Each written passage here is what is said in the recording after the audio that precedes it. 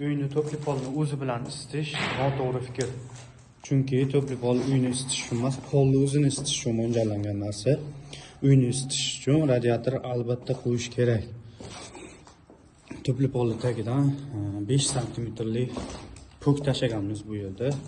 Tepli batareyani yaxshi saqlash uchun, issiqlikni tevaga yaxshi chiqarish uchun, panelga pastga issiqlik o'tib ketmasligi uchun har bitta xonaga radiator chiqarganmiz. To'pli pol orasini 15 santimetr qilib to'qganmiz. Keyinchalik teplovoy nasos qo'yishga mo'ljallab, energiyani polni tezroq issiq o'tishiga yaxshi yordam beradi. Dushimiz. Dushga ham mana shunaqa razdelитель qo'yib ketganmiz. Bu dushga qo'yilgan gradusga yetganda o'chirib beradi.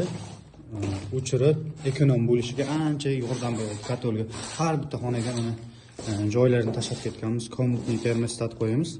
Bu ham polni 30 gradusga qo'yilsa, 30 gradusga chiqqanda ishlab turavermaydi. Vaqti kelganda o'chiradi, isiganda.